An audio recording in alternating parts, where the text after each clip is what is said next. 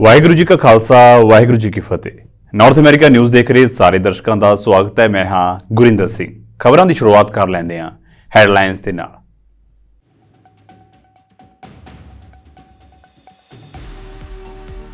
America ਦੇ ਰਾਸ਼ਟਰਪਤੀ ਜੋ ਬਾਈਡਨ ਨੇ ਵਾਈਟ ਹਾਊਸ ਵਿਖੇ ਜਰਮਨ ਚਾਂਸਲਰ ਉਲਾਫ ਸਕੋਲਜ਼ ਦੇ ਨਾਲ ਕੀਤੀ ਮੁਲਾਕਾਤ। ਬਾਈਡਨ ਨੇ ਜਰਮਨ ਚਾਂਸਲਰ ਦਾ ਰੂਸ ਦੇ ਨਾਲ ਜੰਗ ਵਿੱਚ ਯੂਕਰੇਨ ਦੀ ਮਦਦ ਕਰਦੇ ਰਹਿਣ ਲਈ ਕੀਤਾ ਧੰਨਵਾਦ।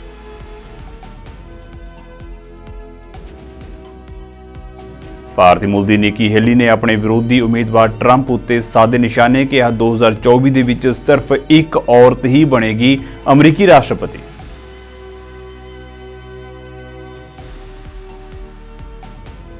ਫਲੋਰੀਡਾ ਦੇ ਹਾਈਵੇ ਉੱਤੇ ਇੱਕ ਪ੍ਰਾਈਵੇਟ ਜੈਟ ਜਹਾਜ਼ ਹੋਇਆ ਹਾਦਸੇ ਦਾ ਸ਼ਿਕਾਰ।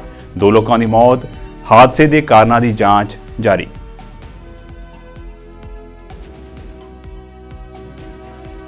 ਓਨਟਾਰੀਓ ਦਾ ਹੈਲਥ ਕੇਅਰ ਸੰਕਟ ਖਤਮ ਕਰਨ ਲਈ ਫੈਡਰਲ ਸਰਕਾਰ ਦੇਵੇਗੀ $3.1 ਬਿਲੀਅਨ ਦੀ ਮਦਦ। ਪ੍ਰਧਾਨ ਮੰਤਰੀ ਜਸਟਿਨ ਟਰੂਡੋ ਵੱਲੋਂ ਕੀਤਾ ਗਿਆ ਐਲਾਨ।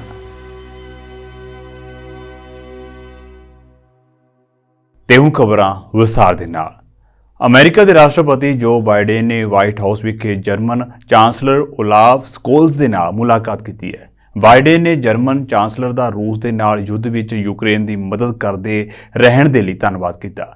ਬਾਈਡਨ ਨੇ ਕਿਹਾ ਹੈ ਕਿ ਜਰਮਨ ਅਤੇ ਅਮਰੀਕਾ ਦੇ ਸਬੰਧ ਬਹੁਤ ਪੁਰਾਣੇ ਨੇ ਅਤੇ ਇਸ ਭਾਈਵਾਲੀ ਨੂੰ ਇਸੇ ਤਰ੍ਹਾਂ ਹੋਰ ਮਜ਼ਬੂਤ ਕਰਨ ਲਈ ਅਮਰੀਕਾ ਜਰਮਨ ਦੇ ਨਾਲ ਮਿਲ ਕੇ ਕੰਮ ਕਰਦਾ ਰਹੇਗਾ। ਇਸ ਦੌਰਾਨ ਬਾਈਡਨ ਨੇ ਕਿਹਾ ਹੈ ਕਿ ਯੂਕਰੇਨ ਦੇ ਵਿਰੁੱਧ ਰੂਸੀ ਹਮਲੇ ਨੂੰ ਵੇਖਦੇ ਹੋਏ ਜਰਮਨੀ ਅਤੇ ਸੰਯੁਕਤ ਰਾਜ ਅਮਰੀਕਾ ਦੀ ਵਿਸ਼ਵ ਦੇ ਵਿੱਚ ਸ਼ਾਂਤੀ ਬਣਾਈ ਰੱਖਣ ਦੇ ਲਈ ਇੱਕ ਅਹਿਮ ਭੂਮਿਕਾ ਹੈ। ਇਸ ਦੌਰਾਨ ਦੋਹਾਂ ਦੇਸ਼ਾਂ ਦੇ ਲੀਡਰਾਂ ਨੇ ਯੂਕਰੇਨ ਦਾ ਸਮਰਥਨ ਕਰਨ ਦੀ ਵਚਨਬੱਧਤਾ ਵੀ ਪ੍ਰਗਟਾਈ ਹੈ। Welcome back, Olaf. Thank you very much for making the effort to be here. And about 2 years ago, you and I met here, and you said the United States and Germany have to act together and do what's necessary together. And we've been doing that. We got to continue to do it. And Congress, we have to pass the national security spending package now. Our House members are being somewhat reluctant. Hopefully it's more politics than real, but including funding for Ukraine and to help them continue to be able to defend themselves against the brutal aggression of Russia. But I want to thank you, Olaf, for your leadership from the very beginning. And you've done something no one thought could get done. You've doubled Germany's military aid to Ukraine this year, and it's really important. We got to step up and do our part now. Today we'll also discuss the work we're going to be doing together to strengthen NATO ahead of the 75th NATO summit this summer here. So you got to come back. And also the latest developments in the Middle East, including hostage release. We have negotiations going on, increase in life-saving humanitarian assistance to civilians in Gaza Strip, and preserve the space for an enduring peace for a 2-state solution down the road. I think it's possible. It'll take a lot of work, but I think we can do it. So Olaf, thank you very, very much for being here. We got a lot to talk about, and the floor is yours, man. Yeah, thank you for having me and for having the chance to continue our conversations we have continuously all the time. And yes, Germany and the United States have to play a role to keep peace in the world. And this is especially so looking at the Russian aggression against Ukraine, which is still ongoing. And when we saw this ridiculous interview Putin gave shortly, we understand that he is always telling a lot of lies about the history of this war, because it's so easy to understand why he's doing it. America ਨੇ ਪਾਕਿਸਤਾਨ ਚੋਣਾਂ ਦੌਰਾਨ ਹਿੰਸਾ ਅਤੇ ਪਾਬੰਦੀਆਂ ਦੀ ਸਖਤ ਨਿੰਦਿਆ ਕੀਤੀ। ਅਮਰੀਕੀ ਵਿਦੇਸ਼ ਵਿਭਾਗ ਨੇ ਕਿਹਾ ਹੈ ਕਿ ਉਹ ਸਮੇਂ ਸਿਰ ਅਤੇ ਪੂਰੇ ਨਤੀਜਿਆਂ ਦੀ ਉਮੀਦ ਕਰਦਾ ਹੈ। ਨਾਲ ਹੀ ਕਿਹਾ ਹੈ ਕਿ ਸਕਾਰਾਤਮਕ ਚੋਣ ਨਤੀਜੇ ਪਾਕਿਸਤਾਨ ਦੇ ਲੋਕਾਂ ਦੀ ਇੱਛਾ ਨੂੰ ਦਰਸਾਉਂਦੇ ਨੇ। ਅਮਰੀਕੀ ਵਿਦੇਸ਼ ਵਿਭਾਗ ਨੇ ਕਿਹਾ ਹੈ ਕਿ ਵੀਰਵਾਰ ਦੀਆਂ ਚੋਣਾਂ ਨੇ ਪ੍ਰਗਟਾਵੇ ਦੀ ਆਜ਼ਾਦੀ, ਐਸੋਸੀਏਸ਼ਨ ਅਤੇ ਸ਼ਾਂਤੀਪੂਰਨ ਅਸੈਂਬਲੀ ਉੱਤੇ ਗੈਰ ਵਾਜਬ ਪਾਬੰਦੀਆਂ ਲਗਾਈਆਂ ਗਈਆਂ ਨੇ। ਵਿਭਾਗ ਨੇ ਕਿਹਾ ਹੈ ਕਿ ਅਸੀਂ ਚੋਣ ਹਿੰਸਾ, ਮਨੁੱਖੀ ਅਧਿਕਾਰਾਂ ਅਤੇ ਬੁਨਿਆਦੀ ਆਜ਼ਾਦੀਆਂ ਉੱਤੇ ਪਾਬੰਦੀਆਂ, ਇੰਟਰਨੈਟ ਅਤੇ ਦੂਰਸੰਚਾਰ ਸੇਵਾਵਾਂ ਤੱਕ ਪਹੁੰਚ ਸੰਬੰਧੀ ਪਾਬੰਦੀਆਂ ਦੀ ਨਿੰਦਿਆ ਕਰਦੇ ਹਾਂ। ਅਸੀਂ ਚੋਣ ਪ੍ਰਕਿਰਿਆ ਵਿੱਚ ਦਖਲ ਅੰਦਾਜ਼ੀ ਦੇ ਦੋਸ਼ਾਂ ਨੂੰ ਲੈ ਕੇ ਚਿੰਤਤ ਹਾਂ। To monitor Pakistan's electoral process quite closely. And as we have said, we want to see that process take place in a way that facilitates broad participation with respect for freedom of expression, assembly, and associations. We have concerns of all incidents of violence and restrictions on media freedom, freedom of expression, including internet freedom, and peaceful assembly and association. We're concerned by some of the infringements that we've seen in that space. Pakistanis deserve to exercise their fundamental right to choose their future leaders through free and fair elections without fear, violence, or intimidation. And it is ultimately for the people of Pakistan to decide their political future. We believe it is important to be very clear about our State Department position is that, we have no near-term plans to return any diplomatic functions to Kabul. We engage with many Afghans, including the Taliban, both inside and outside the country, but human rights and the return to school for women and girls are at the forefront of our engagement. And working with our allies and partners, which of course the UN is a key partner, we'll continue to press the Taliban to reverse these discriminatory edicts, particularly those that disproportionately affect women and girls, and those that we believe will affect any normalization of relations, and it's contingent on the respect for the rights of all Afghans. Republican party of America ਤੋਂ ਰਾਸ਼ਟਰਪਤੀ ਅਹੁਦੇ ਦਾ ਉਮੀਦਵਾਰ ਬਣਨ ਦੀ ਦੌੜ ਦੇ ਵਿੱਚ ਸਾਬਕਾ ਰਾਸ਼ਟਰਪਤੀ ਡੋਨਲਡ ਟਰੰਪ ਦੇ ਨਾਲ ਸਿਰਫ ਹੁਣ ਨਿੱਕੀ ਹੇਲੀ ਹੀ ਬਚੀ ਹੈ ਜੋ ਲਗਾਤਾਰ ਪ੍ਰਚਾਰ ਕਰ ਰਹੀ ਹੈ। ਨਿੱਕੀ ਹੇਲੀ ਨੇ ਕਿਹਾ ਹੈ ਕਿ ਅਮਰੀਕਾ ਦੇ ਵਿੱਚ ਨਵੰਬਰ 2024 ਦੇ ਵਿੱਚ ਹੋਣ ਵਾਲੀਆਂ ਆਮ ਚੋਣਾਂ ਵਿੱਚ ਸਿਰਫ ਇੱਕ ਔਰਤ ਹੀ ਰਾਸ਼ਟਰਪਤੀ ਅਹੁਦੇ ਉੱਤੇ ਬੈਠੇਗੀ। ਉਹਨਾਂ ਕਿਹਾ ਹੈ ਕਿ ਮੈਂ ਜਾਂ ਕਮਲਾ ਹੈਰਿਸ ਹੀ ਪ੍ਰਧਾਨ ਹੋਵਾਂਗੀਆਂ। ਜ਼ਿਕਰਯੋਗ ਹੈ ਕਿ ਦੋਵੇਂ ਭਾਰਤੀ ਮੂਲ ਦੇ ਨੇ। ਹੇਲੀ ਨੇ ਕਿਹਾ ਹੈ ਕਿ ਉਹ ਨਿਵਾਡਾ ਵਿੱਚ ਕਰਾਰੀ ਹਾਰ ਤੋਂ ਬਾਅਦ ਵੀ ਰਾਸ਼ਟਰਪਤੀ ਅਹੁਦੇ ਦੀ ਉਮੀਦਵਾਰ ਬਣਨ ਦੀ ਦੌੜ ਦੇ ਵਿੱਚ ਬਣੀ ਰਹੇਗੀ। ਹੇਲੀ ਨੇ ਕਿਹਾ ਹੈ ਕਿ ਉਹ ਪਹਿਲਾਂ ਵੀ 2 ਵਾਰ ਡੋਨਲਡ ਟਰੰਪ ਨੂੰ ਵੋਟ ਕਰ ਚੁੱਕੀ ਹੈ। ਮੈਨੂੰ ਸੰਯੁਕਤ ਰਾਸ਼ਟਰ ਵਿੱਚ ਰਾਜਦੂਤ ਵਜੋਂ ਉਸਦੇ ਪ੍ਰਸ਼ਾਸਨ ਦੇ ਵਿੱਚ ਸੇਵਾ ਕਰਨ ਉੱਤੇ ਮਾਣ ਹੈ। ਉਸਨੇ ਕਿਹਾ ਹੈ ਕਿ ਅਸੀਂ ਇੱਕ ਟੁੱਟਿਆ ਹੋਇਆ ਦੇਸ਼ ਅਤੇ ਇੱਕ ਸੜਦੀ ਦੁਨੀਆ ਨਹੀਂ ਬਣਾ ਸਕਦੇ। ਅਸੀਂ ਇਸ ਤੋਂ ਬਚ ਨਹੀਂ ਸਕਾਂਗੇ। ਨਿੱਕੀ ਹੇਲੀ ਨੇ ਕਿਹਾ ਹੈ ਕਿ ਟਰੰਪ ਹੁਣ ਆਮ ਚੋਣਾਂ ਨਹੀਂ ਜਿੱਤ ਸਕਦਾ। ਇਹ ਇੱਕ ਤੱਥ ਹੈ। ਕੈਲੀਫੋਰਨੀਆ ਦੇ ਸੈਕਰਾਮੈਂਟੋ ਵਿਖੇ 17ਵੀਂ ਸਾਲਾਨਾ ਹਾਲ ਆਫ ਫੇਮ ਸਮਾਗਮ ਦਾ ਪ੍ਰਬੰਧ ਕੀਤਾ ਗਿਆ। ਇਸ ਦੇ ਵਿੱਚ ਵੱਖ-ਵੱਖ ਖੇਤਰਾਂ ਦੇ ਲੋਕਾਂ ਨੂੰ ਯਾਦ ਕਰਦਿਆਂ ਉਹਨਾਂ ਨੂੰ ਸਨਮਾਨਿਤ ਕੀਤਾ ਗਿਆ। ਇੱਥੇ 10 ਹੋਰ ਨਵੀਆਂ ਸ਼ਖਸੀਅਤਾਂ ਨੂੰ ਕੈਲੀਫੋਰਨੀਆ ਮਿਊਜ਼ੀਅਮ ਆਫ ਫੇਮ ਦੇ ਵਿੱਚ ਸ਼ਾਮਲ ਕੀਤਾ ਗਿਆ। ਇਸ ਮੌਕੇ ਗਵਰਨਰ ਗੇਵਿਨ ਨਿਊਜ਼ਮ ਅਤੇ ਉਹਨਾਂ ਦੀ ਪਤਨੀ ਨੇ ਮੈਡਲ ਪੇਂਟ ਕਰਕੇ ਸ਼ਖਸੀਅਤਾਂ ਨੂੰ ਸਨਮਾਨਿਤ ਕੀਤਾ ਅਤੇ ਚੁਣੀਆਂ ਗਈਆਂ ਸ਼ਖਸੀਅਤਾਂ ਨੂੰ ਵਧਾਈ ਦਿੱਤੀ ਹੈ। This is Jen's show, so I'm going to try to jump in just briefly and just again express gratitude and appreciation to all of the Willie Brown fans that are here, because I don't know that we've ever had this many people at the Hall of Fame, and to all our awardees and the 16th and 17th class, thank you for your faith and devotion to this state. Thank you for your passion. Thank you for your action. Thank you for your creativity, for your grit. Thank you for your example. Thank you for inspiring all of us. It's a real honor to do this each and every year, and we're proud of each and every one of you, and I'm really proud of all of those that make this a special event. But I would be just briefly remiss. I joke about Willie Brown. I'm standing here because of Willie Brown. I would not have ever had the privilege, and I'm breaking a little protocol, but if there's ever a damn time to state the obvious, it's this moment. He for whatever damn reason, gave me a gift of a lifetime, and that was a simple appointment that changed the trajectory of my life and gave me this privilege of service, of public service, and so it's a real honor. I guess it's a long way of just being personal here. To stand here today. Jen's going to do the introduction. She's going to say a lot of the words I would say, but it's a hell of a journey to be on, to be here in the state of California. Former Speaker Willie Brown, and to have this kid that he believed in at 23 years old when he appointed me to this commission, to stand here and have the privilege of a lifetime of being able to just give him thanks and the honor he so richly deserves. So that's my only editorial tonight. Enjoy the Jen Siebel Newsom Show. Florida ਦੇ highway ਉੱਤੇ ਇੱਕ private jet ਦੇ ਹਾਦਸਾਗ੍ਰਸਤ ਹੋਣ ਕਾਰਨ 2 ਲੋਕਾਂ ਦੀ ਮੌਤ ਹੋ ਗਈ। ਇਹ ਜਹਾਜ਼ ਓਹੀਓ ਸਟੇਟ ਯੂਨੀਵਰਸਿਟੀ 에ਅਰਪੋਰਟ ਤੋਂ ਦੁਪਹਿਰ 1 ਵਜੇ ਰਵਾਨਾ ਹੋਇਆ ਸੀ। ਪਾਇਲਟ ਨੇ ਨੈਪਲਸ ਹਵਾਈ ਅੱਡੇ ਉੱਤੇ ਐਮਰਜੈਂਸੀ ਲੈਂਡਿੰਗ ਦੀ ਬੇਨਤੀ ਕੀਤੀ।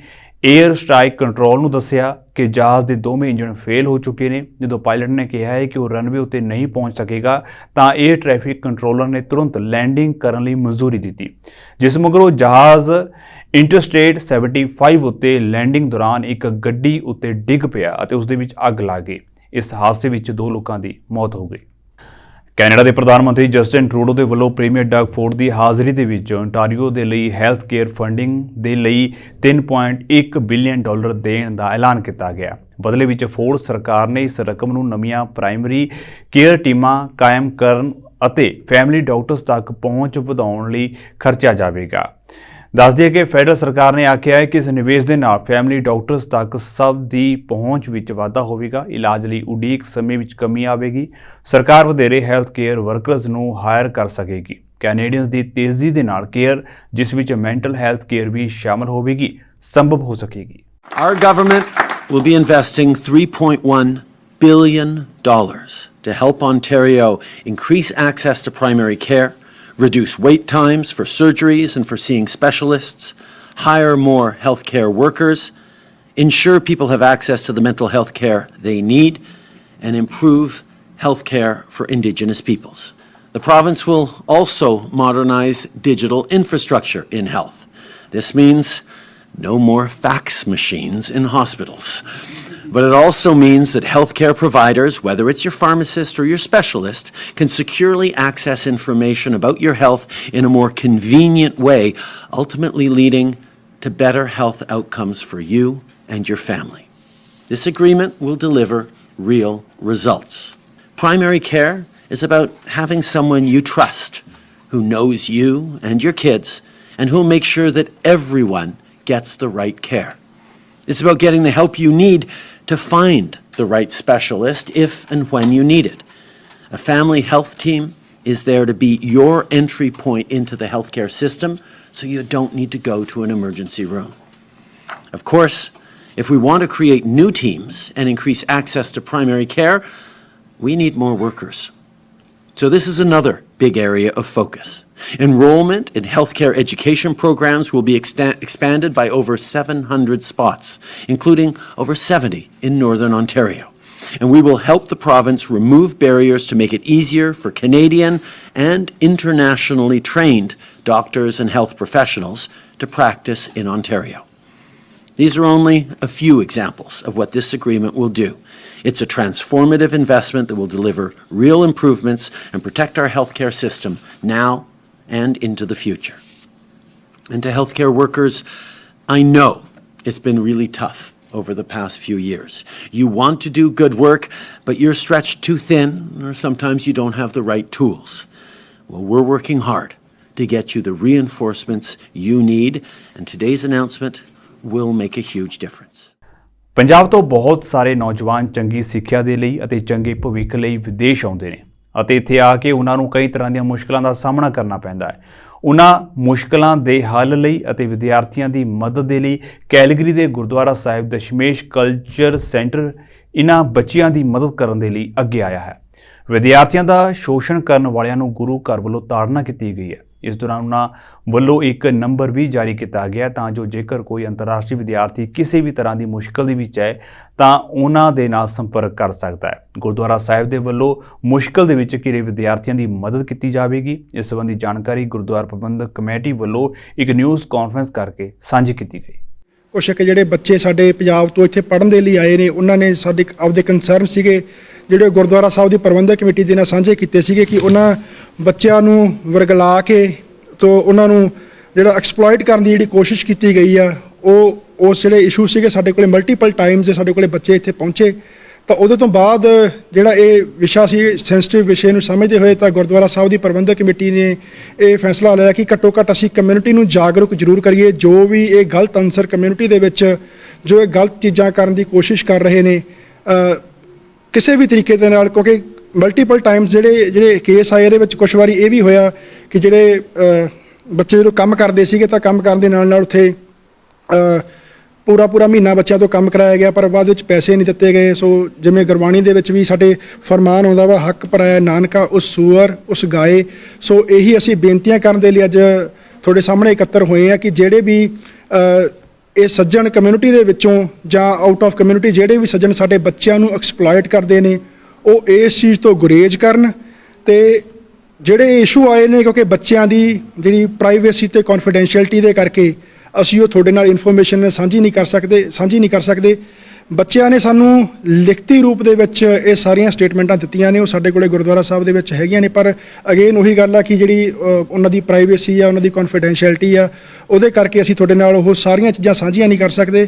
ਪਰ ਅਸੀਂ ਇਹ ਬੇਨਤੀ ਤੁਹਾਡੇ ਮਾਧਿਅਮ ਦੇ ਰਾਹੀਂ ਗੁਰਦੁਆਰਾ ਸਾਹਿਬ ਜਿਹੜੀ ਸਾਡੀ ਸਾਰੀ ਸਿੱਖ ਕਮਿਊਨਿਟੀ ਉਹ ਇੱਕ ਬੇਨਤੀ ਕਰਨਾ ਚਾਹੁੰਦੀ ਆ, ਉਹਨਾਂ ਸੱਜਣਾਂ ਨੂੰ ਜਿਹੜੇ ਵੀ ਸੱਜਣ ਬੱਚਿਆਂ ਨੂੰ ਜਾਂ ਉਹਨਾਂ ਨੂੰ ਐਕਸਪਲੋਇਟ ਕਰਨ ਦੀ ਕੋਸ਼ਿਸ਼ ਕਰਦੇ ਆ, ਵੀ ਉਹ ਇਸ ਚੀਜ਼ ਤੋਂ ਗੁਰੇਜ਼ ਕਰਨ। ਜੇਕਰ ਕਿਸੇ ਵੀ ਬੱਚੇ ਦੇ ਨਾਲ ਕੋਈ ਵੀ ਐਕਸਪਲੋਇਟੇਸ਼ਨ ਹੋਈ ਆ, ਜੇਕਰ ਉਹ ਅੱਗੇ ਆ ਕੇ ਗੱਲ ਕਰਨੀ ਚਾਹੁੰਦੇ ਨੇ, ਤਾਂ ਗੁਰਦੁਆਰਾ ਸਾਹਿਬ ਦੇ ਦਰਵਾਜ਼ੇ ਹਮੇਸ਼ਾ ਉਹਨਾਂ ਦੇ ਲਈ ਖੁੱਲ੍ਹੇ ਨੇ।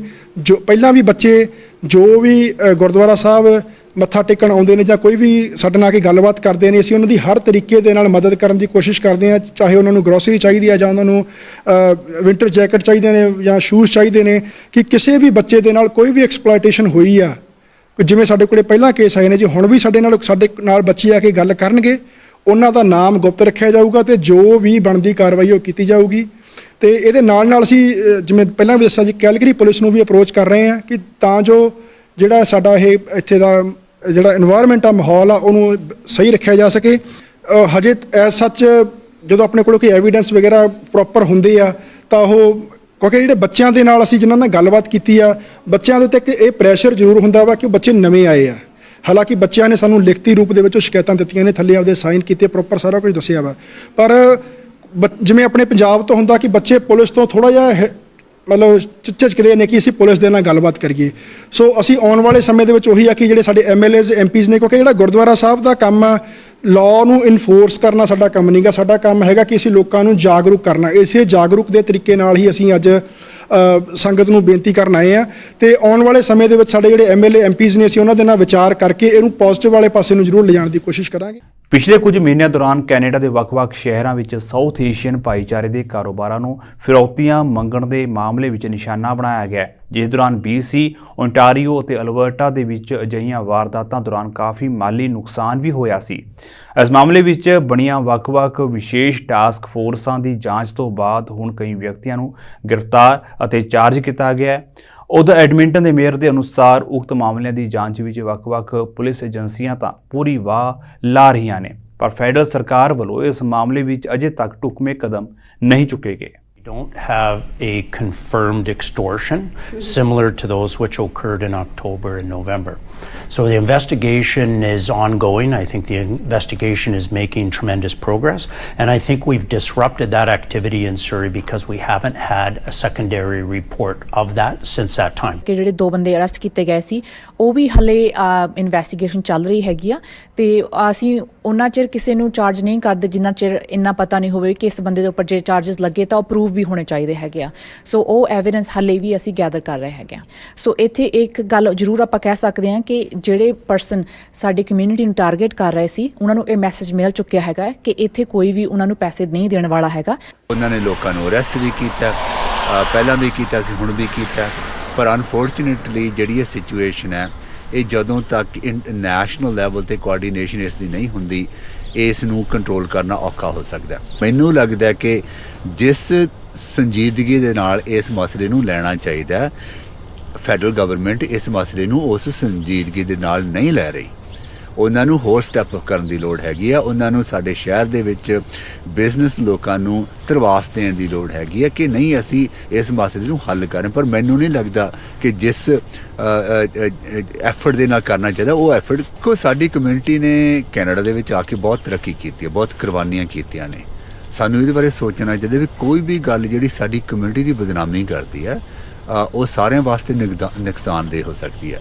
ਸੋ ਜਿਹੜੇ ਵਿਅਕਤੀ ਇਸ ਗੱਲ ਦੇ ਵਿੱਚ ਇਨਵੋਲਵ ਨੇ, ਜਿਹੜੇ ਇਹ ਗਲਤ ਕੰਮ ਕਰ ਰਹੇ ਨੇ, ਤੇ ਮੈਂ ਉਹਨਾਂ ਤੋਂ ਇਹੀ ਅਪੀਲ ਕਰਾਂਗਾ ਕਿ ਪਲੀਜ਼ ਤੁਸੀਂ ਆਪਣੀ ਬਦਨਾਮੀ ਕਰਵਾ ਰਹੇ ਹੋ, ਸਾਰੀ ਕਮਿਊਨਿਟੀ ਦੀ ਬਦਨਾਮੀ ਕਰ ਰਹੇ ਹੋ, ਤੇ ਨਾਲ ਕਮਿਊਨਿਟੀ ਨੂੰ ਨੁਕਸਾਨ ਪਹੁੰਚਾ ਰਹੇ ਹੋ। ਇਹ ਬਹੁਤ ਮਾੜੀ ਗੱਲ ਹੈ। ਇਸ ਤਰ੍ਹਾਂ ਨਹੀਂ ਹੋਣਾ ਚਾਹੀਦਾ। ਤੁਹਾਨੂੰ ਆਪਣੇ ਬਾਰੇ, ਆਪਣੀ ਕਮਿਊਨਿਟੀ ਬਾਰੇ ਸੋਚਣਾ ਚਾਹੀਦਾ। ਵਿਰੋਧੀ ਧਿਰ ਦੇ ਨੇਤਾ ਅਤੇ ਕੰਜ਼ਰਵੇਟਿਵ ਪਾਰਟੀ ਦੇ ਆਗੂ ਪੀਅਰ ਪੋਲੀਵਰ ਬਰੈਂਪਟਨ ਪਹੁੰਚੇ ਹੋਏ ਸਨ। ਉਹਨਾਂ ਪੱਤਰਕਾਰਾਂ ਦੇ ਨਾਲ ਇੱਕ ਖਾਸ ਗੱਲਬਾਤ ਦੌਰਾਨ GTA ਖੇਤਰ ਵਿੱਚ ਵਧਦੇ ਅਪਰਾਧ ਅਤੇ ਕਾਰ ਚੋਰੀ ਦੀਆਂ ਘਟਨਾਵਾਂ ਬਾਰੇ ਟਰੂਡੋ ਸਰਕਾਰ ਉੱਤੇ ਤਿੱਖੇ ਸ਼ਬਦੀ ਹਮਲੇ ਬੋਲੇ ਨੇ।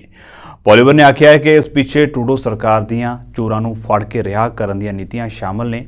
ਬਿੱਲ C-75 ਤਹਿਤ ਅਜਿਹੀਆਂ ਚੋਰੀਆਂ ਨੂੰ ਦੁਹਰਾਉਣ ਵਾਲੇ ਮੁਜਰਮਾਂ ਨੂੰ ਵੀ ਗ੍ਰਿਫਤਾਰੀ ਦੇ 1 ਘੰਟੇ ਬਾਅਦ ਜ਼ਮਾਨਤ ਉੱਤੇ ਰਿਹਾ ਕਰਨ ਦਾ ਪ੍ਰਬੰਧ ਹੈ। ਪੋਲੀਵਰ ਨੇ ਕਿਹਾ ਕਿ ਮੈਂ ਟਰੂਡੋ ਸਰਕਾਰ ਦੇ ਬਿੱਲ C-75 ਦੇ ਵਿੱਚ ਮੁਜਰਮਾਂ ਨੂੰ ਫੜ ਕੇ ਰਿਹਾ ਕਰਨ ਦੇ ਪ੍ਰਬੰਧ ਨੂੰ ਮਨਸੂਖ ਕਰਾਂਗਾ ਅਤੇ ਇਹ ਯਕੀਨੀ ਬਣਾਵਾਂਗਾ ਕਿ ਅਜਿਹੇ ਜ਼ੁਰਮ ਨੂੰ ਦੁਹਰਾਉਣ ਵਾਲੇ ਮੁਜਰਮਾਂ ਨੂੰ ਜੇਲ੍ਹ ਮਿਲੇ, ਬੇਲ ਨਹੀਂ। ਦੱਸ ਦਈਏ ਕਿ ਬਰੈਂਪਟਨ ਵਾਸੀ ਵੀ ਵਧ ਰਹੀਆਂ ਚੋਰੀ ਦੀਆਂ ਘਟਨਾਵਾਂ ਨੂੰ ਲੈ ਕੇ ਕਾਫੀ ਪਰੇਸ਼ਾਨ ਹਨ। My common sense plan will bring jail and not bail for repeat car thieves. It will end house arrest and it will crack down on corruption in the ports. Here's my common sense plan. We will increase the mandatory prison time for car theft from 6 months to 3 years for a third offense. 2, we will remove eligibility for house arrest if convicted of motor vehicle theft by way of indictment. 3, a common sense conservative government will create a new specific aggravating factor where the offense of motor vehicle theft is committed for the benefit of organized crime. And 4, we will repeal catch and release laws in Justin Trudeau's C-75 to ensure that repeat offenders get jail, not bail, jail, not bail. We hear stories of bylaw officers in Brampton finding 25 international students crammed into a single basement. Wow. This is the chaos and inhumanity that Canadians and visitors suffer after 8 years of Justin Trudeau's incompetence. But they should provide something, है ना, कि थोड़ी सी राहत, जिवें बंदा 3 times लेने आ जी है ना फीस, ये भी चलो ਲੈਣੀ ਹੈ ਬੰਦਾ ਥੋੜ੍ਹੀ ਜ਼ਿਆਦਾ ਲੈ ਲਵੇ, 1.5 ਲੈ ਲਵੇ ਕਿ ਹਾਂ ਵੀ ਚਲੋ ਤੁਸੀਂ ਬਾਹਰੋਂ ਆ ਰਹੇ ਹੋ। ਬਟ ਦੈਟਸ ਅਨਐਕਸਪੈਕਟਡ ਨਹੀਂ ਕਿ ਤੁਸੀਂ ਵੀ 3 times ਮੋਰ ਫੀਸ ਦੈਨ ਜਿਹੜੇ ਉਰੇ ਪੜ੍ਹਦੇ ਆ ਬੱਚੇ ਉਹਨਾਂ ਤੋਂ ਲੈ ਰਹੇ ਹੋ। ਜਿਹੜੇ ਉਰੇ ਕਰਦੇ ਨੇ 4000 ਫੀਸ ਆ ਸਮੈਸਟਰ ਦੀ ਅਤੇ ਅਸੀਂ 16 ਪੜ੍ਹੀ ਜਾਂਦੇ ਹਾਂ। ਤੁਸੀਂ ਆਪ ਦੇਖੋ ਜੀ ਨਾ ਕਿ ਕਿਵੇਂ ਬੱਚਾ ਕਰ ਲਊਗਾ, ਪੜ੍ਹਨਾ ਵੀ ਹੈ, ਕਮਾਈ ਵੀ ਕਰਨੀ ਹੈ। It's really hard for them. ਜਾਂਦਿਆਂ ਦੀ ਇੱਕ ਵਾਰ ਫਿਰ ਤੋਂ ਨਜ਼ਰ ਮਾਰ ਲੈਂਦੇ ਹਾਂ ਹੈਡਲਾਈਨਸ ਉੱਤੇ।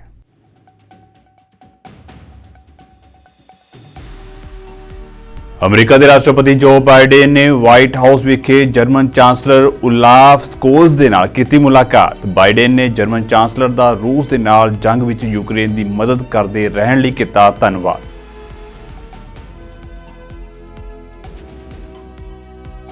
ਭਾਰਤੀ ਮੂਲ ਦੀ ਨਿੱਕੀ ਹੇਲੀ ਨੇ ਆਪਣੇ ਵਿਰੋਧੀ ਉਮੀਦਵਾਰ ਟਰੰਪ ਉੱਤੇ ਸਾਧੇ ਨਿਸ਼ਾਨੇ ਕਿਹਾ 2024 ਦੇ ਵਿੱਚ ਸਿਰਫ ਇੱਕ ਔਰਤ ਹੀ ਬਣੇਗੀ ਅਮਰੀਕੀ ਰਾਸ਼ਟਰਪਤੀ।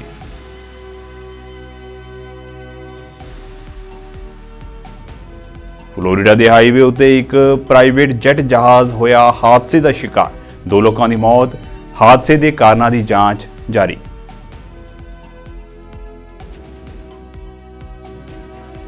ਓਨਟਾਰੀਓ ਦਾ ਹੈਲਥ ਕੇਅਰ ਸੰਕਟ ਖਤਮ ਕਰਨ ਲਈ ਫੈਡਰਲ ਸਰਕਾਰ ਦੇਵੇਗੀ $3.1 ਬਿਲੀਅਨ ਦੀ ਮਦਦ, ਪ੍ਰਧਾਨ ਮੰਤਰੀ ਜਸਟਿਨ ਟਰੂਡੋ ਵੱਲੋਂ ਕੀਤਾ ਗਿਆ ਐਲਾਨ।